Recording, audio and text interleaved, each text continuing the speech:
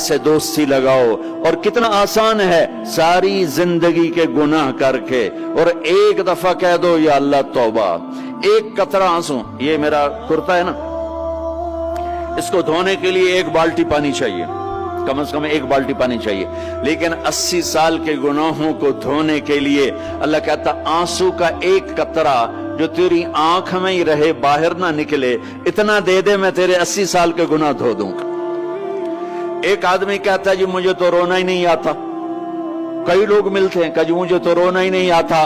تو میں کہتا ہوں ہائے کر سکتے ہو؟ کہا جی ہائے کر سکتے. میں کہا یوں کہہ دے ہائے میرے اللہ مجھے معاف کر دے، تو تیری ہائے تیرے 1000 سال کے گناہ دھو دے گی، تیرے کروڑ سال کے گناہ دھو دے گی. دیکھو تو صحیح واسطہ کس سے ہے؟ کریم سے. مجھے بتاؤ میں ڈاکٹر مبین پہ ناراض ہو جاؤں، یہ مجھے منانے آئے تو میں اس کو ویلکم کروں گا یا دروازے نہیں کھولوں گا؟ بولو کیا کروں گا؟ ویلکم تو نہیں کروں گا نا. میں کہوں گا جاؤ دفعہ ہو جاؤ، کیا منہ اٹھا کے آ گئے ہو؟ چلو ہم تو دوست ہیں. میری ماں ناراض ہو جائے میں منانے جاؤں گا، منہ ادھر کر کے بیٹھ جائے گی، منتیں کروائے گی، پیر پکڑوائے گی، خوش آمدیں کروائے گی، پھر معاف کر. اور میرا اللہ کیا کہتا ہے؟ من تقرب الیہ. ساری زندگی شراب زنا میں گزار دی، دانت ٹوٹ گئے، بال سفید ہو گئے، کمر جھک گئی. اب اس کو خیال آیا توبہ کروں، لوگوں نے تانے دیے جا اب تیری توبہ. تو شرم نہیں آتی؟ کعبہ کے اسموں سے جاؤ گے غالب شرم تم کو مگر نہیں آتی. تو اور کہاں جانا ہے؟ اور کہاں نہ کہیں جہاں میں اماں ملی، جو اماں ملی تو کہاں ملی. میرے جرم خانہ خراب تیرے عفو بندہ نواز میں کدھر جائیں؟ ایک ہی تو جگہ ہے. 900 چوہے کھا کے بلی حج کو چلی، تو حج پہ ہی تو جانا ہے. اور کہاں جانا ہے؟ جہاں معافی ملتی ہے وہاں جانا ہے.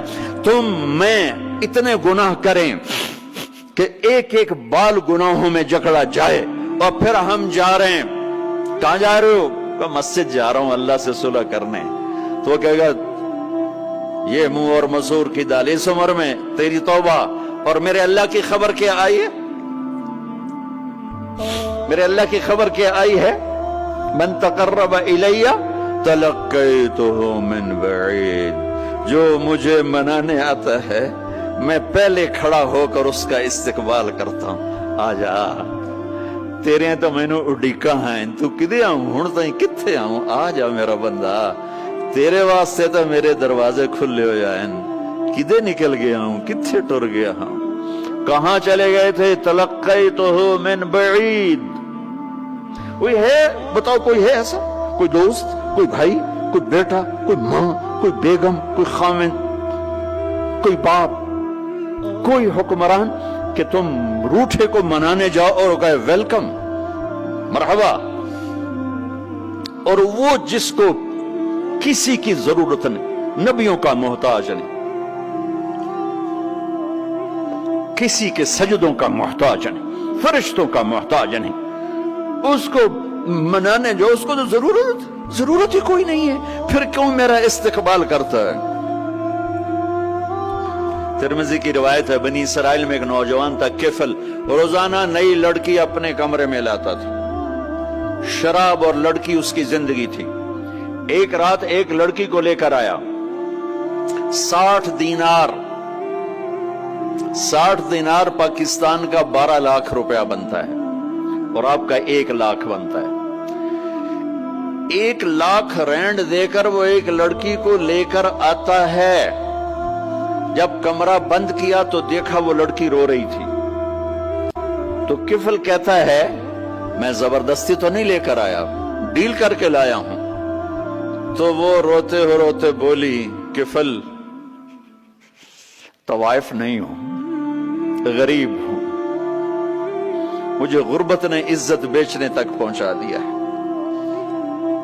میں کہا کرتا ہوں جب مالدار لوگ زکوٰۃ نہیں دیتے تو غریبوں کی بیٹیاں طوائف بن جاتی.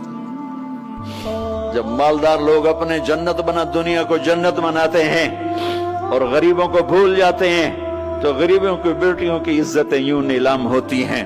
وہ ساری زندگی کے لیے طوائف کا داغ اپنے ماتھے پہ لیتی ہیں اور زندگی بھر عزت کا ایک لمحہ نہیں گزار سکتی. اور طوائفوں سے کھیلنے والے وہ ویسے ہی مسٹر رہتے ہیں، وہ ویسے ہی ہز ہائنس رہتے ہیں، ویسے یور آنر رہتے ہیں. ایک بچی کی عزت برباد ہو گئی اور اس خبیث کی عزت ویسے کے ویسے ہے. اس لیے تو میرے اللہ نے قیامت کا دن رکھا ہے. اس لیے تو میرے اللہ نے قیامت کا دن رکھا ہے. ہائے ہائے ہائے ہائے. ایسے تو نہیں حسین سر کٹوا کے نیزوں پہ چڑھ گئے اور آل رسول کے سیٹے گئے اور بوٹی بوٹی ان کے ہو گئی کہ اللہ کو نہیں چھوڑنا باقی سب چھوڑ دیں گے. جس امت کے پاس کربلا کی تاریخ ہو وہ امت نماز چھوڑ دے, وہ امت جھوٹ بولے, شراب پی, زنا کرے. جلا دو اپنی تاریخ کو, جلا دو اپنی کتابوں کو, جلا دو اپنی میراث کو. جو کرنا پھر جو مرضی کرو, بھلا دو حسین کی قربانی کو. یہ کوئی زندگی ہے جو ہم گزار رہے ہیں؟ وہ عورت رونے لگی, وہ لڑکی رونے لگی, کفل عزت دار ہو, مجھے غربت نے طوائف بنا دیا ہے. تو کفل رو پڑا اور کہنے لگا میری بہن جس عزت سے آئی تھی چلی جا, جو پیسے دیے ہیں جا اپنی غربت میٹا. ہدیہ 60 دینار, 1 لاکھ رینڈ بنتا ہے, جا اپنی غربت میٹا.